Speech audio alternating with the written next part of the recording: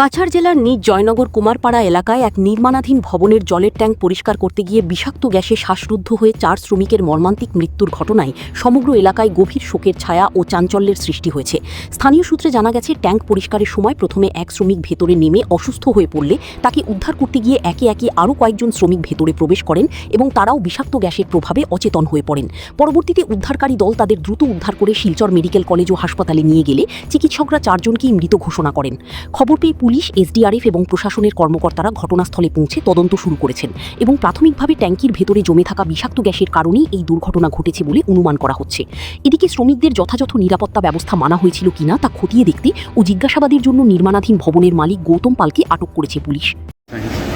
देखिए, ये जो भी घटना हुआ है बहुत दुखद है और इसमें किस लिए हुआ, कैसे हुआ और क्यों हुआ है उसके लिए हमारा फॉरेंसिक टीम आ चुका है। वो अभी जांच कर रहा है। उनकी जांच जो जो तथ्य सामने आएंगे वो उसके बिहाफ पे ही हम पूरा इंक्वायरी करेंगे।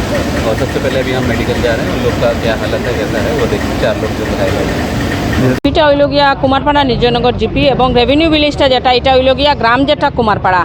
আর ইতিমধ্যে খুবই ভয়াবহ একটা দুর্ঘটনা হয়েছে।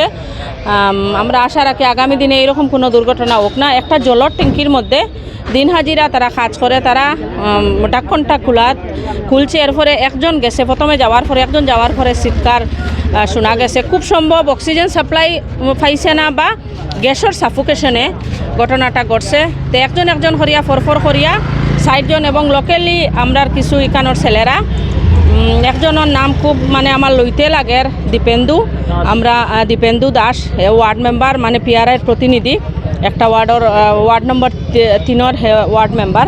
তো দেখা গেছে হে যাওয়ার পরে তারা 4 জনকে উদ্ধার করছে। আর এনডিআরএফ এসডিআরএফ আইসে, কিন্তু একটু লেট হয়েছে। স্বাভাবিক শিলচরটা কি আইতো কোনো ইনসিডেন্ট আর প্ল্যান ওয়াইজ হয় না, আনপ্ল্যান ঘটনা হয়ে গেছে। এরপরে এখানেও সার্কেল থাকি আইসে, ডিডিএম থাকি, এসপি অফিস থাকি, আমরা যারা এখানেও আইসে শিলচর সদর থাকিনো দিছে, ডিস্ট্রিক্ট অ্যাডমিনিস্ট্রেশনের পুরা টিম এখানে তৎগড়ি এখানে উপস্থিত হয়েছে। কিন্তু সবচেয়ে আশ্চর্যজনক বা উপরওয়ালার কাছে ওটাও হইতে চাই, আর যারারে যে এত বাজে কন্ডিশন তারারে ফাটানি হয়েছে শিলচর মেডিকেল কলেজ, বুঝা যান না লাস্টটা কিতা হইব।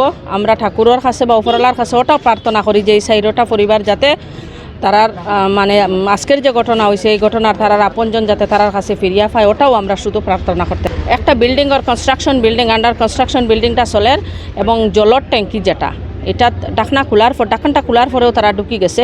খুব সম্ভব গ্যাস, এত গরম গ্যাস হয়েছে সাফোকেশনে, আর শ্বাস লইতে পারছে না, অক্সিজেনের অভাব ফিল করছে, যার কারণে এই ঘটনাটা ঘটছে। একজনের নাম নিলয় পাল, শম্পু পাল, নন্দন পাল, দেবাশিস পাল। তারা এই লোকেলিটির মানুষ এবং দিন হাজিরা করে।